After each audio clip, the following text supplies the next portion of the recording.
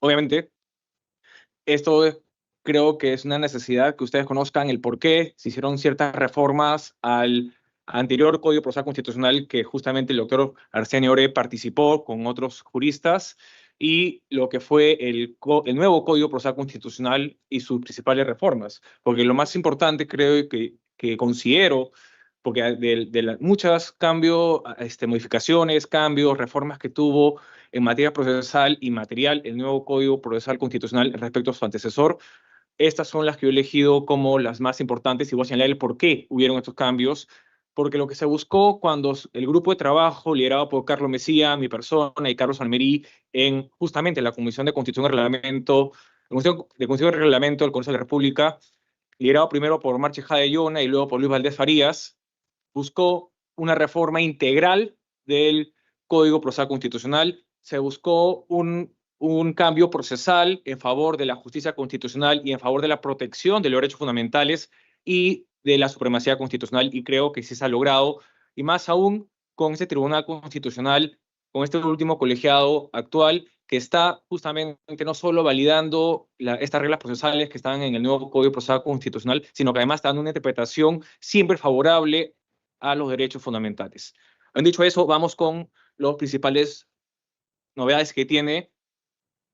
Primero, tiene reformas al título preliminar, reformas a las disposiciones generales, reformas a la medida cautelar, que justamente comentaba el doctor Arsenio Oreso en la habeas corpus cuando llegué, las reformas a los medios impugnatorios, las reformas a la ejecución de sentencia, reformas al proceso de habeas corpus, reformas al proceso de amparo, reformas al proceso de habeas data, reformas al proceso de acción popular, reforma al proceso de inconstitucionalidad, reforma al proceso competencial y reformas sobre las disposiciones finales. Como ustedes pueden ver, el nuevo Código Procesal Constitucional ha tenido reformas en todos los capítulos y en todas las materias que tenía el anterior Código Procesal Constitucional. En relación con el título preliminar, reforma la disposición relacionada con el precedente vinculante, en donde señala lo siguiente: la creación y modificación o apartamiento de un precedente vinculante requiere la reunión del Pleno del Tribunal Constitucional y el voto conforme a 5 magistrados. ¿Por qué es importante esta reforma de haber puesto 5 magistrados? Porque antes, el doctor Eto, que ha sido ex magistrado del Tribunal Constitucional, no va a dejar mentir, ¿cómo se arreglaba la situación? Bueno, depende del colegiado y de las fuerzas políticas que se encontraban adentro, porque también, siendo órgano político del Tribunal Constitucional, tiene también fuerzas políticas en la interna y estos debates y luchas constantes por, obviamente, la mayoría dentro del tribunal, señalaban de que si había mayoría simple, muy bien, modificaban el reglamento del Tribunal Constitucional a través de un acuerdo por mayoría y señalaban que 4 de los 7 magistrados podían crear un precedente. ¿Qué pasaba eso? ¿Qué sucedía con esa situación? Que tú no tenías seguridad jurídica, no tenías una mayoría calificada de 5 magistrados que puedan establecer un precedente, y un precedente es una regla jurídica que emite el Tribunal Constitucional. Entonces, si tú tienes 4 magistrados que solo por hacerles del destino se juntaron y tuvieron una posición sobre un tema y quieren crear una regla jurídica que hace la regla jurídica del tribunal sobre un caso concreto para el resto de casos similares o iguales, ya tienes por ahí inseguridad jurídica, porque luego si cambia el precedente, porque se pelearon los 4 magistrados y se vuelven a ser amigos de otro y lo modifican, como ya ha habido casos en un colegio del Tribunal Constitucional que los precedentes cambiaban en idas y venidas porque habían estas luchas constantes, cada 6 meses tienes una regla jurídica. No tienes predictibilidad en las decisiones. Teniendo 5 magistrados, es más difícil que cambie el precedente, así como es más difícil que se cree y se modifique el mismo. Entonces, el haber establecido el registro de 5 magistrados para crear el precedente vinculante fue importante porque además le está dando la misma cantidad de votos que cuando se declara inconstitucional una norma. Y también necesitas 5 votos, no mayoría simple. Entonces, de esta manera, si vas a crear reglas jurídicas, así como también eliminas normas jurídicas, necesitas 5 votos, una mayoría calificada. Entonces, esta fue una de las grandes reformas al precedente vinculante. Siguiente. Luego, antes no se había establecido en la normativa procesal del Código Procesal Constitucional lo relacionado a si el Poder Judicial podía establecer precedentes constitucionales, porque sí había precedentes judiciales, pero no precedentes constitucionales. Y como ustedes saben, sí hay decisiones importantes a nivel del Poder Judicial en donde se emite sentencias que declaran inconstitucional normas de rango reglamentario, infralegal. a través del proceso de acción popular. Entonces, ¿qué se dijo en el grupo de trabajo y luego en la comisión? Que en los procesos de acción popular, la sala competente de la Corte Suprema de la República también puede crear, modificar o derogar precedentes vinculantes con el voto conforme de 4 jueces supremos. La sentencia que lo establece formula la regla jurídica en la que consiste el precedente, expresa el extremo de su efecto normativo y, en el caso de apartamiento, los fundamentos de hecho y de derecho en que se sustenta. Es decir, ya a nivel procesal, a nivel de la regulación de los procesos constitucionales, le estás dando al Poder Judicial, de esta manera, la relevancia que tiene dentro de la justicia constitucional que antes no se le daba. Antes solo se pensaba, muy bien, y que establece precedentes vinculantes, el Tribunal Constitucional. Y los precedentes que metía el Poder Judicial solo eran precedentes que establecía la Corte Suprema, pero no en materia de acciones populares. Ahora sí, también la Corte Suprema de Justicia del Poder Judicial puede emitir precedentes en base a qué? Sus decisiones basados en procesos de acción popular, que también tiene un gran sentido en nuestra justicia constitucional, en la defensa de la Constitución, que es cuando declara inconstitucionales normas que tienen rango infralegal reglamentario. Siguiente. Muy importante. El artículo 8, la interpretación de los derechos humanos y control de convencionalidad. Esto no existía. En caso de la incompatibilidad entre una norma convencional y una norma constitucional, los jueces preferirán la norma que más favorezca a la persona y sus derechos humanos. Este es el principio positivizado, es decir, recogido ya una norma jurídica positiva del principio pro homine. Principio pro homine que ya existía en la jurisprudencia del Sistema Interamericano de Protección de Derechos Humanos, que ya existía en la propia jurisprudencia del Tribunal Constitucional. Pero ¿qué sucedía? No se aplicaba. ¿Por qué no se aplicaba? Porque los jueces del Poder Judicial tenían miedo al prevaricato. Ah, no, pues, si yo dejo de aplicar la regla convencional, porque hay una regla constitucional más importante o más relevante o más protectora de los derechos fundamentales a nivel nacional, me van a acusar de prevaricato por no aplicar la regla convencional. Y viceversa. Entonces, de esta manera, al positivizar el principio pro homine, estamos garantizando los derechos fundamentales, los derechos humanos, y que estos se protejan ya sea por la preferencia de la regla nacional o la regla convencional, pero siempre que se opte por la que mejor garantiza los derechos. Y que los jueces ya no tengan el temor de que se los acuse por prevaricato, que les sancione por ello, porque ya están obligados. Eso no existía. Siguiente. También, sobre la aplicación supletoria e integración dentro del título preliminar, se estableció lo siguiente. Solo en caso de vacío o defecto de la presente ley, serán de aplicación supletoria la jurisprudencia del Tribunal Constitucional, la Corte Interamericana de Derechos Humanos y la doctrina procesal constitucional. Los códigos procesales afines a la materia discutida serán de aplicación subsidiaria, siempre y cuando no perjudican a las partes ni a los fines del proceso constitucional y solo ante la ausencia de los otros criterios. Muy importante, ¿por qué? Antes, el anterior código que decía, frente al vacío de alguna regla procesal en el Código Procesal Constitucional anterior, se aplicaba supletoriamente ¿cuál? El Código Procesal Civil o el Código Procesal afín a al proceso.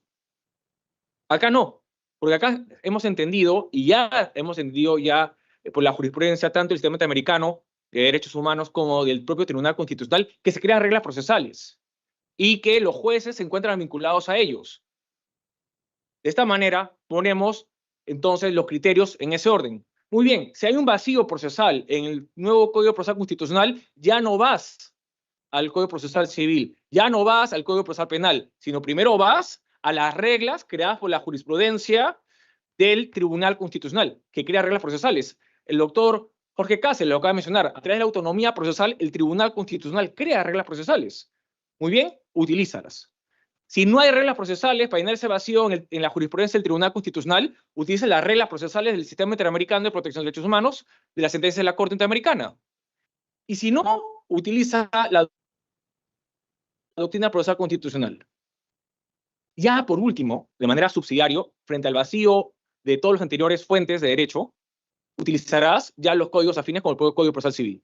Ya no es el primer instrumento procesal a suplir un vacío en las reglas procesales constitucionales, sino otros criterios que son más afines, que son más cercanos a lo que buscan los procesos constitucionales, que es la defensa de los derechos fundamentales y la defensa de la supremacía constitucional. Siguiente.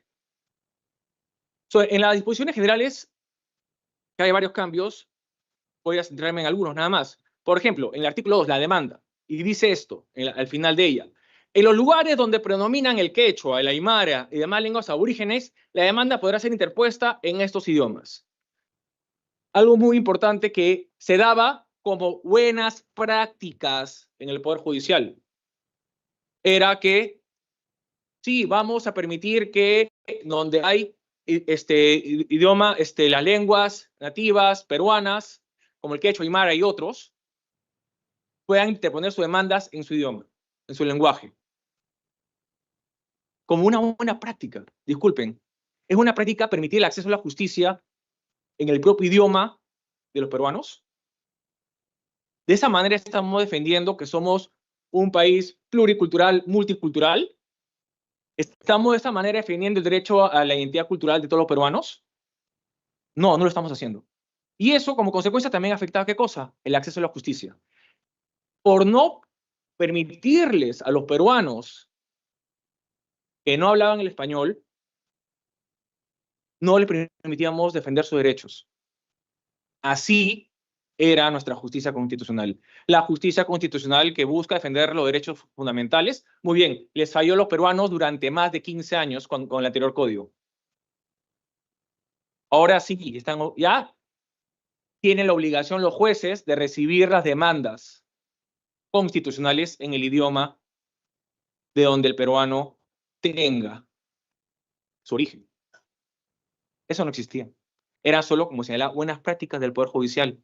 Le premiaban por eso, por hacer su trabajo, por respetar los derechos de los peruanos. Siguiente. Defensa pública.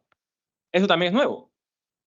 Es más, estoy esperando que el Ministerio de Justicia lo implemente en todas sus oficinas de defensa pública del Estado. ¿Por qué? Hayamos visto algo muy interesante también de mi experiencia cuando yo trabajaba en el Ministerio de Justicia y Derechos Humanos, que justamente la Dirección de Defensa Pública se encuentra en ese ministerio. Existían defensa pública en materia penal, en materia civil, en materia laboral. Yo decía, muy bien, perfecto, es necesario darle defensa pública gratuita a los que más necesitan y no pueden pagar un abogado en esas materias. Una pregunta, ¿y el derecho, para defender sus derechos fundamentales no hay defensa pública gratuita? Ah, no, eso no. O sea, si alguien está limitado en su libertad individual, está detenido, está encerrado arbitrariamente, ¿qué? ¿No habrá un abogado que le pueda asistir gratuitamente por parte del Estado? Frente a esa situación, incorporamos esto, que sea obligatorio en los procesos constitucionales que exista la defensa pública gratuita por parte del Estado a personas que se encuentren en estado de vulnerabilidad. Es una obligación ahora del Estado no solo dar los servicios que antes tenían en materia laboral, penal, civil, sino ahora también constitucional. Y si no lo cumplen, estarían infringiendo esta norma, el artículo 4 del nuevo Código Procesal Constitucional. Se han dado cuenta que tenemos que establecer ciertas reglas que parecen normales, comunes, como reglas procesales, como reglas materiales para que se cumplan. Es que así funciona nuestro sistema de justicia, lamentablemente. Siguiente.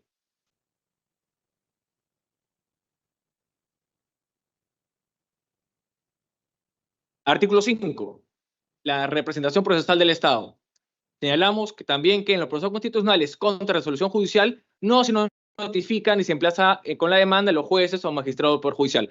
Y aquí todos los jueces del Poder Judicial, si tienen acá familiares que son jueces, papás que son jueces, discúlpenme con ellos, pero ¿qué podemos hacer? Todos los jueces, cuando interponían amparo contra resoluciones judiciales, eran los procesos que más demoraban, sobre todo el habeas corpus contra resolución judicial. Doctor Ore, doctor Eto, ¿verdad? Muy bien. Entonces no estoy mintiendo. Entonces, ¿por qué demoraban? ¿Y por qué demoran? Porque ahora, claro, usan los artilugios del derecho a la defensa de los jueces.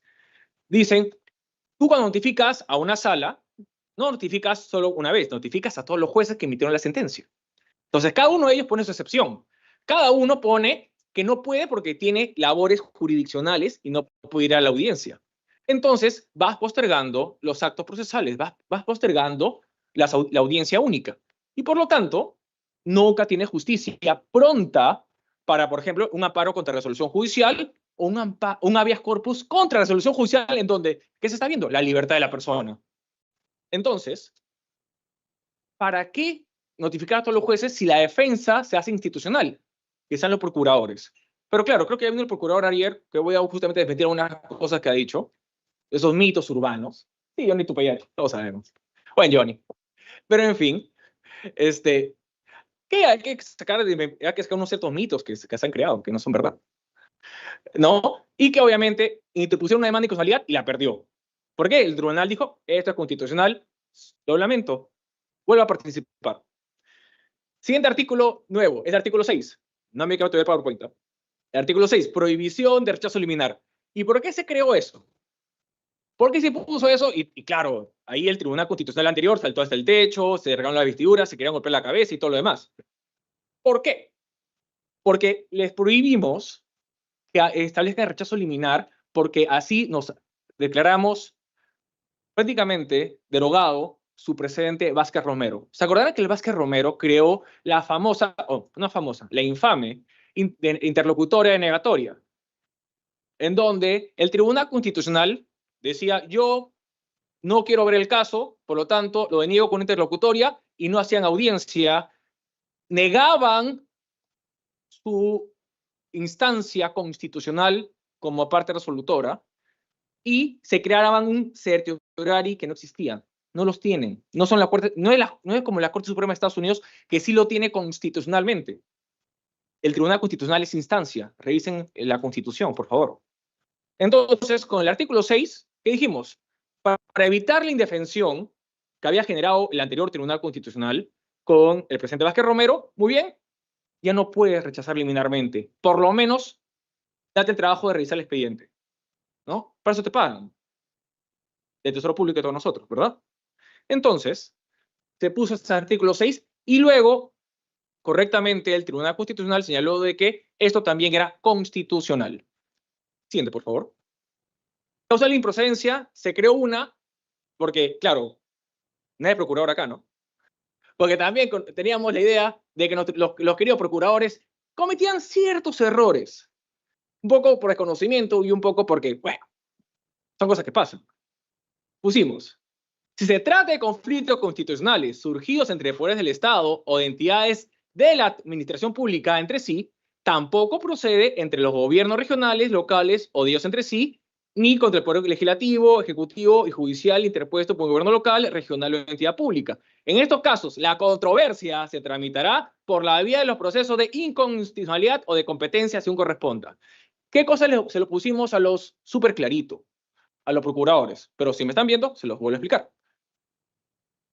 Solo cuando tengan conflictos entre entidades del Estado, utilicen el conflicto competencial o la acción de inconstitucionalidad. No pueden presentar amparos. Y tampoco se ponga muy ingenioso en meter habeas corpus. No, porque yo no veo ninguna entidad saliendo con pies caminando por todos lados. O sea, olvídense. Muy bien. Entonces, como los procuradores eran bastante ingeniosos, ponían amparos entre entidades del Estado, o ponían inclusive por ahí un habeas corpus, lo que señalamos fue, mira, se la ponemos súper claro.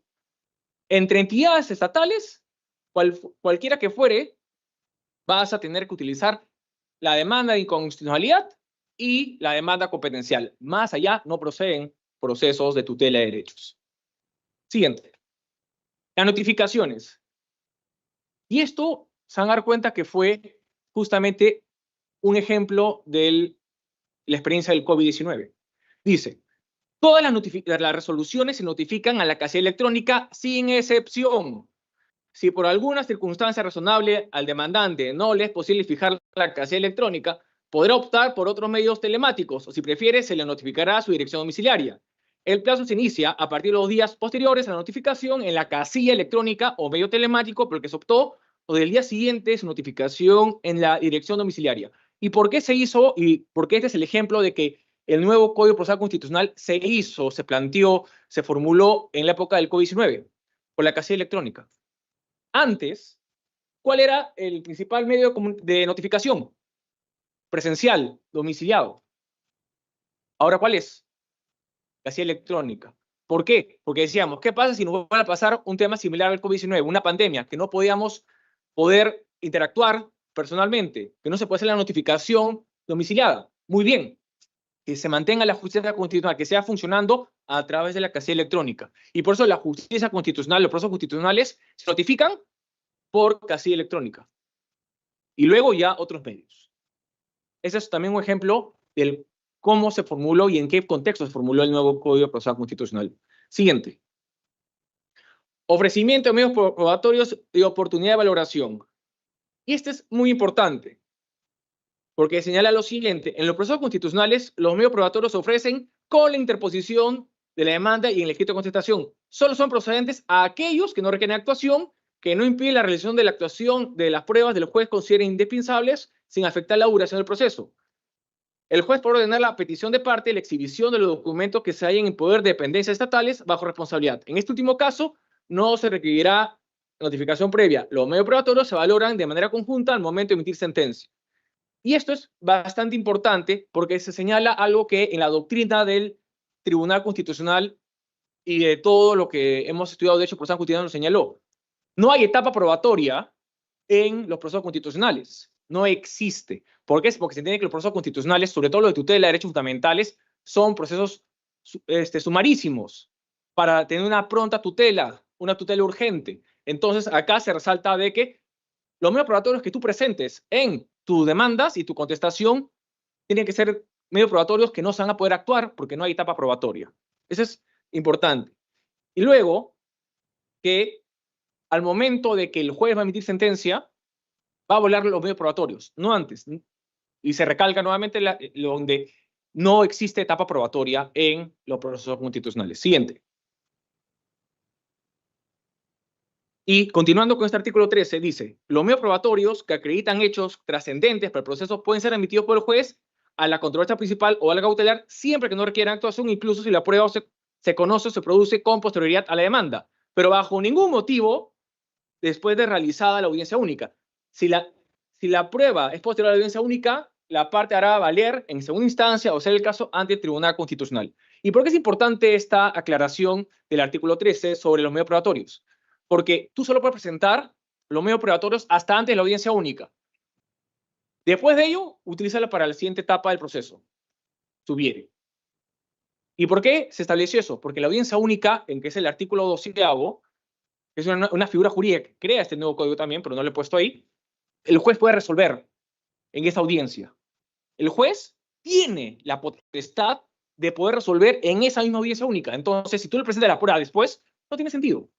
Por eso la presentas hasta antes de la audiencia, para que el juez la tenga conocimiento, y si tiene justamente la valoración adecuada de las pruebas, que tú la presentas hasta antes de la audiencia única, la audiencia única resuelva a favor del beneficiario de la demanda, o en su contra tal vez. Siguiente. Medidas cautelares. La medida cautelar solo deberá limitarse a garantizar el contenido de la pretensión constitucional, teniendo en cuenta su reversibilidad, el orden público y el prejuicio que se pueda ocasionar. El juez, atendiendo los requisitos, declarará la medida cautelar sin correr el traslado del demandado. Muy importante. Acá ya se le está diciendo que cuando emitas una medida cautelar a los jueces, tiene que cumplir estos requisitos. Primero, atender al contenido constitucional, es decir, si la medida cautelar tiene relación con la protección de la pretensión principal. Luego, evaluar su irreversibilidad, es decir, que si no es la medida cautelar, el derecho que se está buscando proteger con la cautelar y garantizar, se puede haber vulnerado y declarado irreparable. Luego, el orden público. Si esa medida cautelar, si bien puede beneficiar al demandante o al beneficiado de la misma, puede afectar el orden público. Y por último, analizar el perjuicio que pueda ocasionar. Porque seamos sinceros, dar una medida cautelar va a generar un perjuicio a la contraparte, que está contrario al proceso constitucional. Entonces también tienes que analizar que el perjuicio que le vas a generar a la contraparte no va a ser también una afectación a sus derechos fundamentales. Y así tiene que sustentar el juez una medida cautelar. De lo contrario, sería una decisión arbitraria, o no tendría la motivación suficiente y exigida por el artículo 18. Siguiente. Sobre los medios impugnatorios, se establece lo siguiente. La interposición de los medios impugnatorios, con excepción de la queja, no requieren fundamentación, salvo en el proceso de habeas corpus, si el apelante es la parte demandada. Algo muy interesante que trae el nuevo Código de Procesos Constitucionales es de que no tienes que fundamentar tu apelación. Inclusive, ahora en las audiencias únicas, cuando tú apelas, el juez te pregunta, ¿apela? Sí, apelo, muy bien. Y listo, ya sea por apelada. No tienes que presentar un escrito. Claro, luego presentas el escrito para mejor resolver, para que se adviertan los errores de fondo, de forma o de motivación de la resolución impugnada, pero ya no necesitas de por sí presentar un escrito. Ya se entiende de que si tú en la misma audiencia única o a través de un escrito simple señales que estás apelando, ya está, no necesitas fundamentar más. Y eso es importante, porque antes se pasaban los plazos porque no se cumplía con la fundamentación o se entregaba tarde de la misma. Siguiente.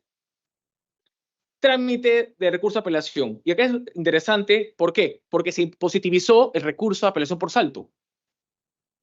El Poder Judicial, los jueces, grandes amigos, bueno, buena gente, los jueces no entendían el recurso de apelación por salto.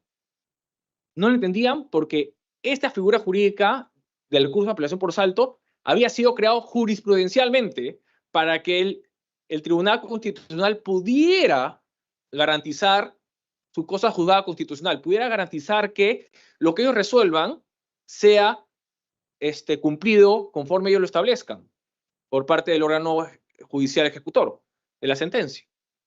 Pero, ¿qué sucedía? Como esta figura del recurso de apelación por salto no estaba positivizado, los jueces no lo entendían, porque seamos sinceros, la gran mayoría de los jueces no son especialistas en derecho constitucional.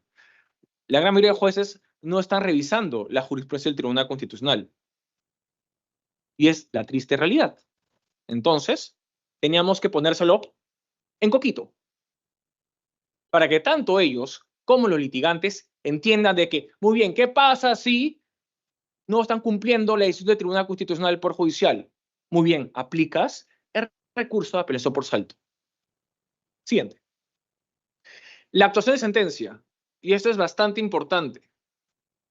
En la actuación de sentencia se ha establecido en el nuevo Código de Procedimiento Constitucional que la sentencia estimatoria de primer grado, es decir, si tú ganas en primera instancia, los efectos de esa primera instancia se pueden ejecutar y se mantenga hasta que acabe el proceso. ¿Qué logras con ello? Proteger la pretensión, garantizar el derecho pretendido. Es como una medida cautelar, si se dan cuenta, solo que ya con una resolución de fondo en primera instancia. De esta manera, la justicia constitucional, si no te otorgan la medida cautelar, muy bien, tú puedes ganarla en primera instancia y garantizar sus efectos de esa protección hasta el final del proceso. Siguiente. Sobre la ejecución de sentencias, algo que también se estableció es que ahora, si no se cumple la sentencia, como se establece tanto el Poder Judicial, si es en segunda instancia, como el Tribunal Constitucional en una tercera instancia, hay medios y medidas para ejecutar esa sentencia. Antes, cuando se ganaba en segunda instancia un proceso constitucional de amparo o habeas corpus, el juez decía, ya, ¿cómo lo ejecuto? ¿Cómo ejecuto un habeas corpus? ¿Cómo ejecuto un amparo? Y acá le hemos dado un montón de opciones. Por ejemplo, ¿cómo puedes ejecutar una sentencia constitucional? Muy bien, tienes la remoción, la destrucción de cosas, de objetos, de edificaciones, la paralización de obras, entre otras técnicas de ejecución que el juez considere necesarias, así como cualquier otra decisión o medida que sea proporcional y razonable para la preservación, restitución y protección de los derechos constitucionales objeto del proceso. Le estamos dando a los jueces que ejecutan las sentencias constitucionales la forma para hacerlo. Antes no lo hacían por temor. Preferían inclusive, mejor declaro infundado, improcedente, y que el tribunal sea quien resuelva esto. Aunque, claro, el litigante tenga la razón, porque no sabría cómo ejecutarla. Y porque si ejecuto de más o pongo una medida que sea desproporcional o irrazonable, me pueden sancionar. Yo podría ser denunciado o demandado. Y con esto ya evitamos esa situación de temor por parte de los jueces. Siguiente. Sobre la competencia, algo muy importante en relación al habeas corpus. La demanda de habeas corpus se interpone ante el juez constitucional donde se produjo la amenaza o afectación del derecho o donde se encuentre físicamente el agraviado. Se trata de procesos de detenciones arbitrarias o desapariciones forzadas. Se ha actualizado la competencia en cuanto al habeas corpus. ¿Por qué? Seamos sinceros, nuestra realidad de los 90s y los 2000 del 80 al 2000, perdón, de las desapariciones forzadas, no ha cambiado mucho, ¿ah? Tienen de personas desaparecidas. Entonces, y siguiendo lo que se manda a la Corte Interamericana de Derechos Humanos, el habeas corpus tiene que ser también un instrumento para la búsqueda de personas desaparecidas, sobre todo de las personas forzadas. Y se actualizó justamente el habeas corpus en ese extremo. Y además, porque se da la posibilidad de que se pueda el juez interponer la demanda o donde se produjo la amenaza o afectación o donde se encuentre físicamente el agraviado si hablamos de detenciones o donde se haya encontrado la persona como último lugar de visto en una desaparición forzada. Siguiente. Trámite de casos distintos. Esto es bastante importante porque se señala que si las circunstancias lo requieran, el juez dentro de 72 horas de admitir la demanda fija fecha para la realización de la audiencia única. Después de escuchar las alegaciones de las partes, si el juez ha formado juicio, pronuncia sentencia en el acto o en contrario lo hará en el plazo indefectible 3 días. ¿Qué sucede acá? Al juez ya le pusiste un plazo. Al juez tiene 72 horas para que un caso habeas corpus, que es el proceso que busca garantizar la libertad individual de las personas en sus diferentes manifestaciones, se pronuncie. Si no se pronuncia, muy bien, podrá ser sancionado. Porque dice indefectiblemente, tiene un plazo. Eso que obliga a que el juez le dé prioridad a los habeas corpus respecto a otros procesos, a otros casos. ¿Sí? Sobre el caso del amparo, un tema importante que se hizo fue lo siguiente, que en el caso de amparo contra resolución judicial, el amparo va a empezar en las salas de las Cortes Superiores. ¿Y por qué este cambio? Porque antes eran los jueces ordinarios. ¿Ustedes creen, seamos sinceros, que un juez ordinario, encima que puede ser supernumerario, designado a dedo, de favorcito, etcétera, va a poder resolver en contra de una decisión de una sala superior o una sala de la Corte Suprema de Justicia? Imposible. Se muere de miedo. Un juez, un hito, contra una sala de la Corte Suprema no lo va a hacer en su vida.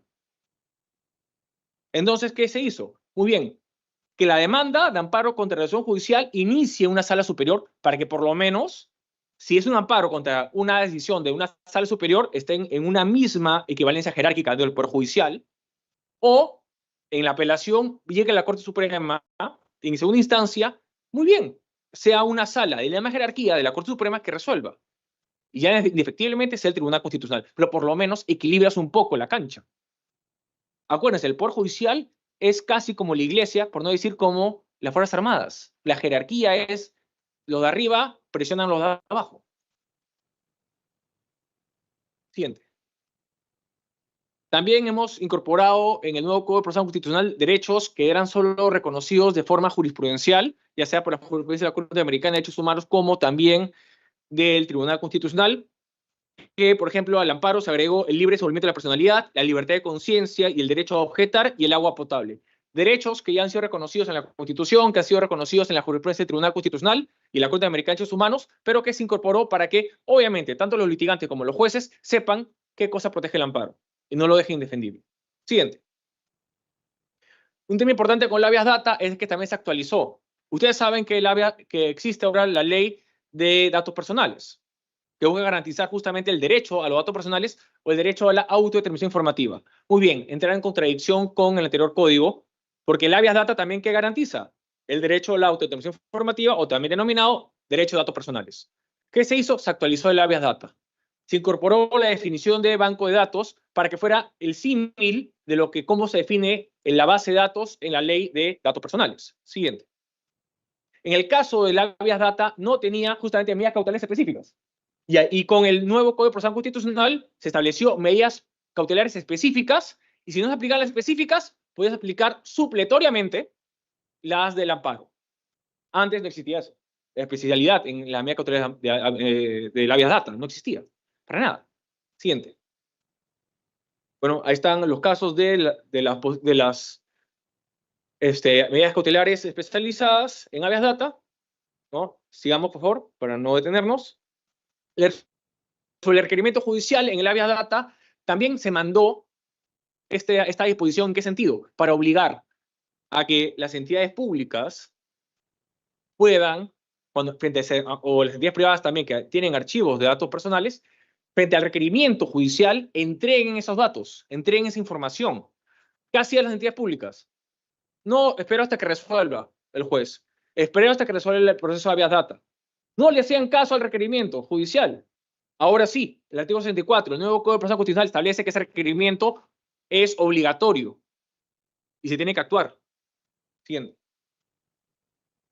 Sobre la demanda de acción popular, también se modificó, porque se dijo lo siguiente: las demandas contra resoluciones o actos no normativos son objeto del proceso contencioso administrativo. No implica sustracción de materia, la derogación de la norma objeto del proceso, ni la convalidación posterior por norma con rango de ley. ¿Por qué se hacía eso? Porque lamentablemente en la práctica se confundía mucho con, oigan, ¿utilizo el contencioso administrativo o utilizo el proceso de acción popular? Ya, muy bien, te lo hemos jugado súper clarito. Ya, si te equivocas acá, en verdad, es mala fe procesal por malo. No, por no conocer la diferencia entre un contencioso administrativo y la acción popular. Pero acá te lo pusimos, para no te equivoques, ni en tu examen de procesal constitucional. Entonces, ya hablamos que lo único que busca el proceso, la procedencia de la demanda de acción popular es dirigido contra normas infralegales que afecten el principio de supremacía constitucional y el principio de legalidad. Y que el resto, bueno, pueden ser objetos de o el amparo contra acción judicial o el proceso contencioso administrativo. Siguiente. Sobre la demanda y causalidad, también se reformuló esto. ¿En qué sentido? También procede contra decretos leyes y contra las reformas a la Constitución que han sido aprobadas sin procedimiento agravado de reforma constitucional, establecidos en el artículo 106 y 32 de la Constitución y en sus leyes de desarrollo.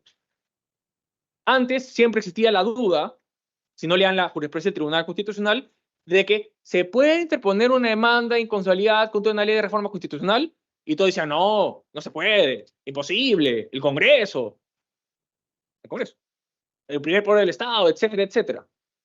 No, ahora sí se puede, porque el Tribunal Constitucional ya lo había señalado en su jurisprudencia de que sí, si no se ha seguido el debido procedimiento para la aprobación de una norma de reforma constitucional, una ley de reforma constitucional, sí puede ser materia de una acción de constitucionalidad. Sí puede. Y ahí está, el artículo 76. Siguiente. También, otro tema interesante, también procede la acción de constitucionalidad contra normas derogadas. Tú me decías, casi al Congreso. Ojo, yo también soy congresista. ¿No? Y me da culpa también. ¿Qué hacían? Se aprobó una norma por insistencia, que era claramente inconstitucional. ¿Qué hacía el Poder Ejecutivo? Su demanda de inconstitucionalidad. Cuando ya llegaba el Tribunal Constitucional y estaba por sobre el Tribunal, ¿qué hacía el Congreso? La derogaba. Pasaba unos meses y sacaba una norma igual. Y volvíamos a tener el mismo problema y la misma crisis normativa. ¿Qué sucede? Cuando pasa esa situación, ya el tribunal puede, aún habiéndose derogado la norma, la ley, aprobada por el Congreso, se puede también hacer control constitucional. Se puede declarar inconstitucional una norma ya derogada. ¿Para qué? Para evitar efectos jurídicos inconstitucionales en normas similares que vengan a la ya derogada, que ha sido materia de un proceso de inconstitucionalidad. Siguiente. Lo que hemos señalado, se ha establecido que el plazo para dictar sentencia en una demanda de inconstitucionalidad es se necesita 5 votos conformes, y obviamente esto también es importante porque es coherente con lo que ya se ha señalado sobre la aprobación de un precedente vinculante. Siguiente. En el caso de los procesos competenciales, no se requieren 5 votos, se requieren 4 votos. Siguiente. Y acá algo muy importante: jueces especializados. ¿Por qué es importante los jueces especializados? Porque desde el 2004, que se dio el Código Procesal Constitucional, ¿qué se pedía? Jueces especializados en constitucional. Ya estamos 20 años, ¿verdad? ¿No? El evento, 20 años. Aún no tenemos jueces constitucionales especializados. Tenemos jueces penales que hacen de jueces constitucionales, jueces civiles que hacen constitucionales, hasta tenemos jueces mixtos que ven temas corporativos y ven temas constitucionales. En pocas palabras, la obligatoriedad de tener una justicia constitucional especializada es un saludo a la bandera. Y créanme, he tenido frente a diferentes presidentes del Poder Judicial cuando han querido ver este tema y han hablado sobre el tema de por qué no hay justicia constitucional especializada, queremos presupuesto. Y mi respuesta siempre ha sido, y está grabada, pues no me importa decirlo otra vez, ¿por qué no se dejan dar bonos o autobeneficiarse con bonos? Porque son los jueces de la Corte Suprema de Justicia de nuestro país los funcionarios públicos que más ganan porque se dan autobonos de productividad. ¿Sí? O sea, yo creo que es la productividad, ¿no? En vez de quejarse de que no hay plata para jueces constitucionales, jueces especializados, para crear más juzgados y salas constitucionales en el Poder Judicial, muy bien, bájense los bonos y apoyen a la justicia. Y ya solo para terminar, sí, acabamos. Unos mitos antes de que el doctor Eto continúe con la sesión y dé por finalizar la misma. Hay que quitarnos algunos mitos que había señalado respecto de ponencias que se dieron el día de ayer. No decir el nombre, no, sí lo voy a decir, ¿no? El doctor Tupayachi, que, claro, le ha presentado 3 demandas de inconstitucionalidad, amparos y todo, como procurador del Poder Judicial, y todas las ha perdido porque han dicho siempre que el nuevo Código Procesal Constitucional es constitucional. Y además le han dado una interpretación interesante. Por ejemplo, pero así como él, hay otros que dicen, no, que el nuevo código salió muy rápido. Discúlpeme. Han habido como 6, 8 grupos de trabajo de reforma del código pasado y no se hizo porque faltó voluntad política. Bueno, acá sí hubo voluntad política. Luego se dice que ha habido normas inconstitucionales. Mentira. 3 sentencias del Tribunal Constitucional dice que es constitucional. ¿Qué? Se han equivocado 3 veces el Tribunal Constitucional en diferentes colegiados. Dice que no hay cambios muy relevantes. Ojo, este es un resumen de los cambios relevantes. ¿Cuántos han habido? Muchos, ¿no? Y en cada proceso, y en cada parte del código. Se han modificado casi todos los plazos, se han incorporado derechos, se han modificado reglas procesales, se han incorporado figuras jurídicas. Entonces, ¿qué? Si a uno le molesta la palabra nuevo, ya pues, apechuguen. Es lo que es. Así se aprobó. Muy bien. Y nada, muchas gracias.